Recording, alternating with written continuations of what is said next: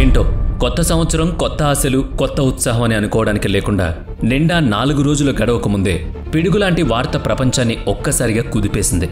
5 ఏళ్ల క్రితం ఈ సమయంలోనే కదా కోవిడ్ మహమ్మారి మెల్లగా చేరి ఒకేసారి పెరిగి అందరినీ భయపెట్టింది. ఇప్పుడు మరో ఉపద్రవం తానున్నానంటూ హెచ్చరికలు జారీ చేస్తోంది. అయితే భయపడాల్సిందేమీ లేదని భారత ప్రభుత్వం సందేశాలిస్తూనే జాగ్రత్తగా మాత్రం ఉండమని సావధాన క్రియలను గుర్తు చేస్తోంది. ఈ కొత్త వైరస్ పేరు HMPV. భారతదేశంలో మొట్టమొదటిగా 2 కేసులు నమోదయ్యాయి. చైనాలో అయితే రోజురోజుకు కేసుల సంఖ్య పెరుగుతూనే ఉందని చెప్తున్నారు. అయితే ఇదేం పాండమిక్గా మారే అవకాశం లేదని, చాలా తక్కువ అవకాశాలున్నాయని ప్రపంచ ఆరోగ్య సంస్థ కొంచెం భరోసా ఇస్తోంది. చలికాలంలో విజృంభించే శ్వాసకోశ సంబంధ ఇబ్బందులు సాధారణమే అని, అయితే కోవిడ్ మహమ్మారిని ప్రపంచం మర్చిపోలేదు కనుక ప్రతి కొత్త ఇబ్బందిని పెద్దగా చూడాల్సిన అవసరం ఉందన్న మాట నిజమే అని వైద్య నిపుణులు జాగ్రత్త చెప్తున్నారు.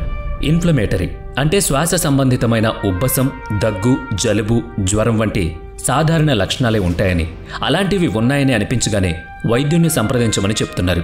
అవి తీవ్రమైతే తీసుకోవాల్సిన చికిత్స ఏదో ఒకటి ఉంటుంది కదా, అది వైద్య పరీక్షల ద్వారానే నిర్ధారించబడుతుంది కనుక అజాగ్రత్తగా మాత్రం ఉండకండని ప్రజలకు సూచిస్తున్నారు. ఇప్పుడు human meta pneumo virus HMPV మన భారతదేశంలో 2 చిన్నారులకు సోకింది.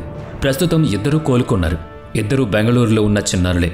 3 నెలల పసిపాప బ్రోంకోన్యూమాతో హాస్పిటల్లో చేరింది. పరీక్షల అనంతరం HMPV అని తేలింది. ఇప్పుడు కోలుకుని ఇంటికి వెళ్ళింది. మరో 8 నెలల బాలుడు కూడా బ్రోంకోన్యూమోనియాతో హాస్పిటల్కు వచ్చి HMPV పాజిటివ్ అని తేలిన తర్వాత చికిత్స అందుకున్నాడు. ప్రస్తుతం కోలుకున్నాడు. అపాయం ఏం లేదని డాక్టర్లు చెప్పారు. 2025 జనవరి 3న HMPV పాజిటివ్ అని పరీక్షలో తేలిన తర్వాత చికిత్స అందగానే 3 రోజుల్లో 6వ తేదీ ఉదయం కల్లా ఆ బాబు నిలకడగా కోలుకుంటున్నాడని ప్రెస్ ఇన్ఫర్మేషన్ బ్యూరో ద్వారా కేంద్ర ప్రజారోగ్య శాఖ ప్రజలకు సమాచారం ఇచ్చింది. Indian council of medical research ICMR ఎప్పటికప్పుడు WHO వెలువరిస్తున్న తాజా సమాచారాన్ని అనుసరిస్తూ పరిస్థితులను విశ్లేషించుకుంటోంది. భారతీయ వైద్య పరిశోధనా మండలి ICMR దేశంలో తీవ్ర శ్వాస సంబంధ అనారోగ్య పరిస్థితులు ఉన్న వాళ్ళందరినీ బయటకు వెళ్లనివ్వకుండా జాగ్రత్తగా ఉండాలని చెబుతోంది. సర్వర్ అక్యూట్ రెస్పిరేటరీ ఎలెన్స్ ఉన్న వాళ్ళంతా ఇతరులకు కొంచెం దూరంగా ఉండడం, దగ్గు తుమ్ము వచ్చినప్పుడు చేతి రుమాలు అడ్డు పెట్టుకోవడం, ఎప్పటికప్పుడు చేతులు సబ్బుతో కడుక్కుంటూ ఉండడం, కరచాలనం వంటివి చేయకుండా కాస్త ఎడం పాటించడం, కాలుష్యం ఉన్న ప్రాంతాలకు దూరంగా ఉండడం, సాధ్యమైనంత వరకు చల్లగాలి సోకకుండా జాగ్రత్త పడడం చేయమంటోంది. ఇవన్నీ ముందస్తు జాగ్రత్తలే సుమా, ఎలాంటి భయాందోళనకు గురి కావద్దంటోంది. మరైతే ఇబ్బంది ఏంటంటారా? చైనాలో మొదలైన ఈ HMPV వైరస్ వ్యాప్తి చెంది వైరస్ సోకిన వారితో ఇక్కడ హాస్పిటల్ నిండిపోయేలా చేసింది. సరిహద్దు దేశాలకు పాకే అవకాశాన్ని కొట్టిపారేయడం లేదు, కానీ ఆ దేశంలో మాత్రం తీవ్రత ఎక్కువగా ఉంది. అయితే భారతదేశంలో కేసులు నమోదు కావడానికి ఆ వైరస్ ఇక్కడి వరకు వ్యాపించడం మాత్రం కారణం కాదంటున్నారు. కర్ణాటక రాష్ట్ర రాజధాని బెంగళూరు నగరంలో ఒక హాస్పిటల్లో చేరిన 2 చిన్నారులు ఎక్కడికూ ప్రయాణించలేదని ఖచ్చితంగా తేలింది. అంటే సదరు వైరస్ కొన్నేళ్లుగా ఇక్కడ కూడా ఉందని, ఇప్పుడు చైనాలో తీవ్రమైన వైరస్ మనకు తెలిసిన HMPV తాలూకు కొత్త వేరియంట్ అవునా కాదా అన్నది ఇంకా పరీక్షిస్తున్నారని ICMR చెప్తోంది. ఈ 2 పిల్లల పెద్దవాళ్లు కూడా ఎలాంటి ప్రయాణాలు చేసి వచ్చిన వాళ్ళు కాదని తెలుస్తోంది.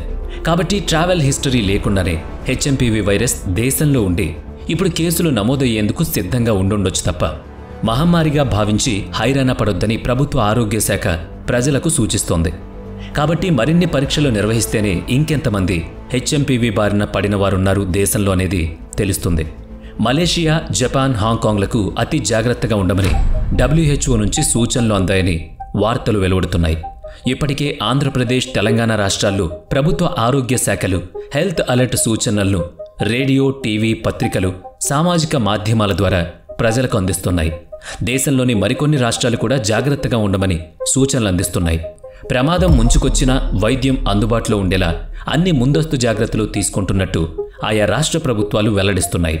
శీతాకాలంలో ఇటువంటి ఇన్ఫ్లుయెంజా వైరస్లు చురుగ్గా తయారై చాలా ఈజీగా అంటుకుంటాయి కనుక ఏ చిన్న లక్షణాన్ని తేలిగ్గా తీసుకోవద్దని మాత్రం హెచ్చరిస్తున్నారు.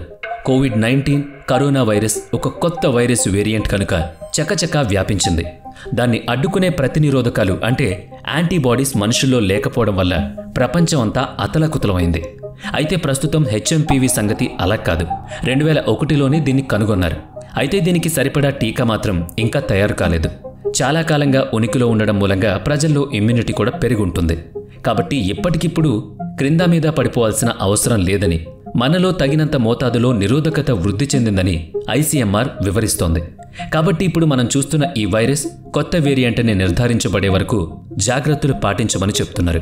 కొత్త వేరియంట్ అయితేనే దాని తీవ్రత పట్ల ప్రత్యేకంగా ఎలాంటి శ్రద్ధ తీసుకోవాలో చెప్తామంటున్నారు. అయితే అందాక మాత్రం ఆందోళనకు గురికాకుండా సావధానంగా వ్యవహరించమని చెప్తున్నారు. భారత్లో జనసంఖ్య 140 కోట్లకు మించిపోయింది. 2 దశాబ్దాలుగా హెచ్ఎంపీవీ వైరస్ ఉనికి ఇక్కడ ఉంది.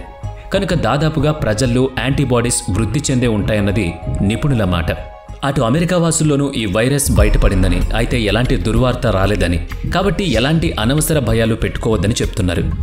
పైగా చైనాలో ఏవో వైరల్ జ్వరాల వంటివి గత 5 ఏళ్లుగా వస్తూ పోతుండడం మామూలైపోయింది. ఈసారి మాత్రం హాస్పిటల్స్ నిండిపోయేంతగా ప్రజలు అస్వస్థతకు గురికావడంతో తక్కిన ప్రపంచ దేశాలు జాగ్రత్త పడుతున్నాయి. ఊపిరితిత్తుల సమస్యలు, శ్వాసకోశ ఇబ్బందులు ఉన్నవాళ్లంతా జాగ్రత్తగా ఉండమని, అవసరమైతే కుటుంబ వైద్యుణ్ణి సంప్రదించడం మేలని చెప్తున్నారు. చైనా ప్రజల తాజా వ్యాధి తీవ్రత ఎటువంటిదనే సంగతి ప్రపంచ ఆరోగ్య సంస్థే మిగతా ప్రపంచ దేశాలకు చెప్పాల్సింది. అది దాని బాధ్యత. కనుక మన భారత ప్రభుత్వం ఇప్పటికే WHOతో నిర్విరామంగా సంప్రదింపులు జరుపుతోంది. తాజా సమాచారం తమకు చెప్తూ ఉండమని కోరింది. ఇందులో సహేతుకత కూడా ఉంది. కోవిడ్-19 సమయంలో ఎన్నో విషయాల్లో చైనా చాలా గుంభనంగా వ్యవహరించి ప్రపంచాన్ని ప్రమాదంలోకి నెట్టేసిందని నిపుణులు అభిప్రాయపడ్డారు.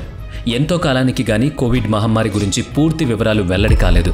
అప్పటికీ చాలా నష్టం, కష్టం జరిగిపోయింది. ఇప్పుడు చూడబోతే ఎలాంటి ట్రావెల్ హిస్టరీ లేకుండానే భారతదేశంలోని 2 చిన్నపిల్లల్లో హెచ్ఎంపీవీ నిర్ధారణ కావడం, కోలుకోవడం కూడా జరిగిపోయింది. కాబట్టి 5 ఏళ్లలోపు పసివాళ్లు, 60 ఏళ్లు పైబడిన వాళ్లు జాగ్రత్తగా ఉండమని ప్రభుత్వం చెప్తోంది. న్యూమోనియా లక్షణాలు ఏవి కనిపించినా సరే వెంటనే చికిత్స తీసుకోవాలని చెప్తోంది. మళ్లీ గుర్తు చేస్తున్నాం. శ్వాస సంబంధమైన ఎలాంటి ఇబ్బంది ఉన్నా కూడా సంబంధిత డాక్టర్ని లేదా మీ కుటుంబ డాక్టర్ని వెంటనే సంప్రదించండి. అలాగని ఊరికే హైరాణ పడొద్దు. అలా కంగారు పడకండని భారత ప్రభుత్వమే చెప్తోంది.